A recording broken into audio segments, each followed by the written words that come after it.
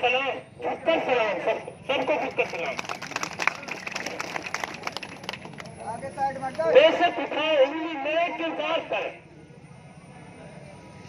बेशक उठाओ उंगली मेरे किरदार पर, मगर उंगली बेदाग हो। आप लोगों के सामने मेरी एक दो पंक्ति कही है, मेरे सर तक बेशक उंगली उठाओ, लेकिन उंगली उठाने वाली वो बेदाग होनी चाहिए। साथियों, आपके सामने लोग आएंगे, तरह तरह के लोग आएंगे और 50 ऐप बताएंगे, लेकिन उनसे ये पूछे तो क्या बेदाग है क्या? मैं बताना चाह रहा हूँ, ज्यादा भाषण नहीं करना चाहता, तो ना तो भाषण की कोई बात है। साथियों, उस मौज की टक्कर से साहिल भी गलत कहे, उस मौज की टक्कर से साहिल कहते समुद्र के किनारे को, उस मौज की टक्कर से साहिल भी लड़ता है, कुछ लोग जो कुर्सियों के आगोश में पल जाए। साथियों, कामा विधानसभा की जनता ऐसी है, जिस मुहिम को उठा लेते हैं उस मुहिम को मंजिल तक पहुंचा के देते हैं। साथियों, मैं बात बता देना चाहता हूँ, 2011 में जब 2008 में जो चुनाव हुआ था, उसमें मरहूम चौधरी तैयब के मरने की सिंपैथी पर जाहिद खान चुनाव जीती थी। उसके बाद कामा की जनता ने फिर जो उसको चुनाव जिताया, मरहूम चौधरी तैयब की सिंपैथी से। जब उसने अत्याचार किया तो कामा की जनता जोश में आई और ये समझा कि कोई और आदमी हो सकता है। सुमन सिंह भारत रत्न कहलाता है, उसका बेटे से जो उम्मीद जताई थी कामा की जनता ने, जातिवाद का नहीं था वो चुनाव, तो फिर बता रहा हूँ, उन्ना कामा में जातिवाद है, कामा विधानसभा में। इसलिए उम्मीद विश्वास जताया था कि हो सकता है कामा की जनता को उभारे।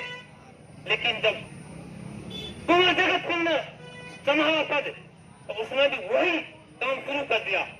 लेकिन कामा की जनता ऐसी है, उन्होंने मुंह भीज के कामा का थोड़ा सब्र किया और सब्र के बाद वो ऐलान अंजाम दिया उसको कि उसको धराशायी कर दिया, उसको धराशायी कर दिया। उसके जुल्म अत्याचार में फिर दोबारा हम इस भ्रष्टाचारी के नीचे आ गए। कौन समझा हो सकता है, सबक लेकर सीखे हो। लेकिन साथियों, जब 2018 का चुनाव हुआ, उसके बाद सारे लोगों ने उनको वोट दी। लेकिन 2020 जैसे आई, उसके बाद कामा के अंदर मुकदमों का रेशो देखा जाए, कितने झूठे मुकदमे दर्ज हुए नौजवानों के खिलाफ, जिसने जरा से भ्रष्टाचार के खिलाफ आवाज उठाई उसी को मंजूर बना दिया। किसी ने संसद में कोई आवाज उठाई, उसका खाता रुकवा दिया। किसी अधिकारी ने कोई आवाज उठाई, उसको दबा दिया गया। तो कामा की जनता ये जान चुकी है कि अब की बार कामा को परिवर्तन करना है और सीएम मुख्तार एक युवा नेता, कामा की जनता ने मन बना लिया है और कामा के 36 राज्यों ने मन बना लिया है। जिंदाबाद, जिंदाबाद, जिंदाबाद। साथियों, मैं बात बताना चाहता हूँ, मुझे अच्छी तरह याद है 1998 के चुनाव में चौधरी तैयब इस बात कहते थे कि आवाज खलक नक्कारा है खुदा, जनता की आवाज अल्लाह का नवारा है। और मैं जानता हूँ कि अब की बार इंशाअल्लाह कामा विधानसभा में भ्रष्टाचार, परिवारवाद, कमीशनखोरी, लूटखोरी और झूठे मुकदमे दर्ज होने के खिलाफ कामा की जनता ने पूरा दबा लिया है। और कामा की जनता की बात इसका सबक सिखा के रहेगी। ये आवाज पूरे कामा की आवाज है, मेरी आवाज नहीं है। और आवाज खलक नक्कारा है खुदा, ये अल्लाह का नवारा है। अब इसका सिरमौर आपके सामने आपका बच्चा मुख्तार अहमद, हो सकता है इसमें भी कोई कमी उन्हें नहीं करा, इंसान है कोई समझता नहीं है। लेकिन कामा की जनता जानती है, अगर ये गद्दारी करेगा, ये हुजूम करेगा, इसको भी तख्ते से उतार के नीचे फटक देंगे 5 साल बाद। मेरा आग्रह है आपसे सब लोगों से, मेरी गुजारिश है आप लोगों से, आप लोग जातिवाद, किसी द्वेष और किसी सब चीज को भुलाकर 36 बिरादरी मुख्तार भाई का साथ दे दिए। आप लोगों से मेरी गुजारिश है कि जो अत्याचार कामा ने 5 साल झेलाए, उस अत्याचार को मुंहतोड़ जवाब देना है।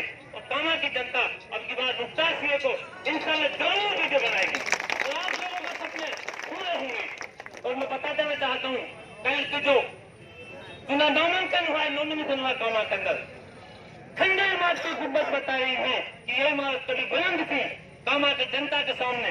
आपको देखा है जब नॉमिनेशन किया था कामा में, मुख्तार ने सीएम मुख्तार ने, उस वक्त कामा का पूरा बाजार मुख्तार के पीछे था।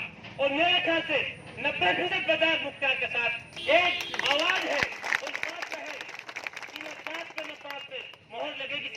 के चेहरे पर और अत्याचार के खिलाफ, तलवार के खिलाफ साथियों मैं बता देना चाहता हूँ, मैं ये बताना चाहता हूँ कामा पंचायत समिति के अंदर दो कामा विधानसभा में 2 पंचायत समिति थे।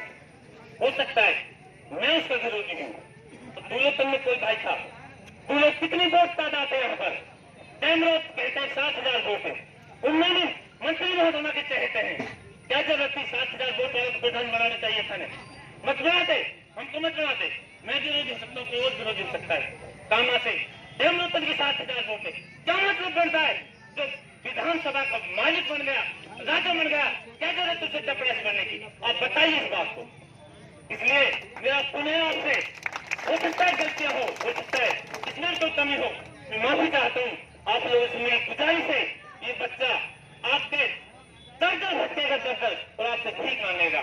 मेरी गुजारिश है इस अत्याचार को कामा के अंदर अनंत हो गया है और जो दूर में बढ़ाई गई है उसको खत्म करो और सीएम मुख्तार विजय बनाओ। इंशाअल्लाह आपकी आवाज विधानसभा में जम के गूंजेगी, आपकी आवाज ट्रांसफर पर नहीं रहेगी, आपकी आवाज कमीशन खोलने को नहीं रहेगी, सीएम मुख्तार की आवाज अवैध खानों को कब्जा नहीं करेगी, सीएम मुख्तार की आवाज मंत्री नहीं मांगेगी, सीएम मुख्तार सरपंचों से ये नहीं कहेगा 51,000 रुपये मेरे बेटे के वाला कन्यादान में। इंशाअल्लाह आपकी आवाज को अंजाम तक पहुंचाया जाएगी, मैं आपको विश्वास दिलाता हूँ।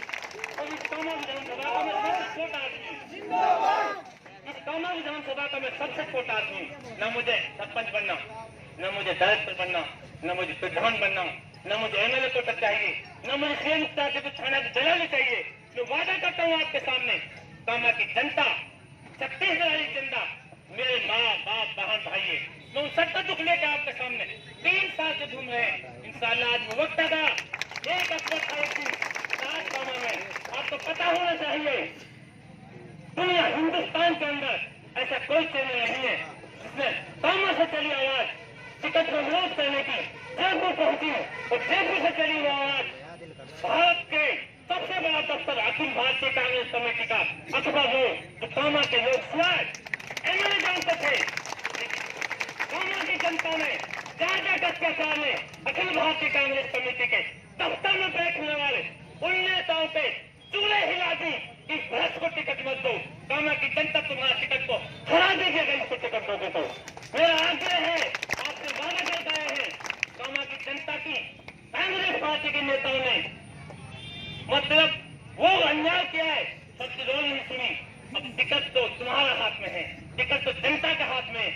ये चुनाव छत्तीसगढ़ का है, हमको सबक सिखाना है कि हमारी आवाज नहीं सुनी गई, तो टिकट तुम्हारा हाथ में। मेरी गुजारिश है, ज्यादा नहीं कह रहा मैं, आप लोग मिलकर और इस अखंडता को बनाकर, भाईचारा को बनाकर और धार्मिक कट्टरवाद नहीं रखना हमको।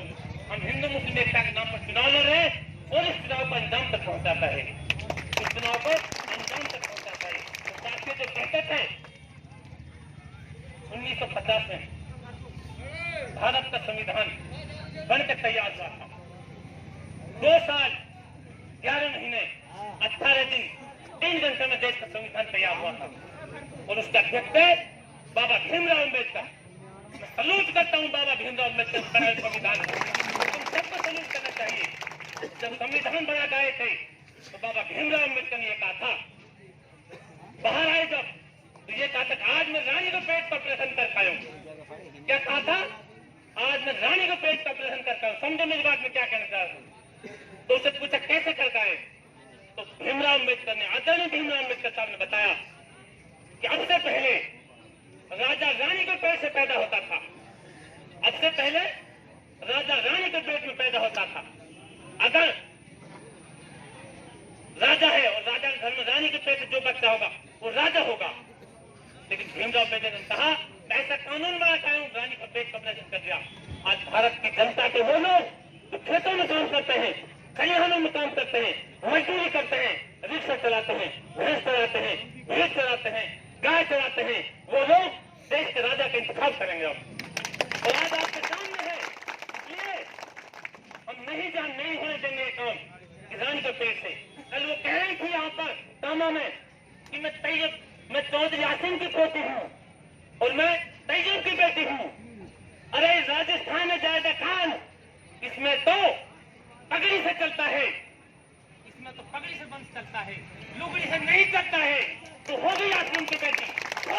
की बेटी, यहाँ तक मेरी काग में इब्बर तो बेटी की बहू और सामा की जनता इसको बर्दाश्त नहीं करेगी। सामा की जनता तो तगड़ी से फैसला करेगी।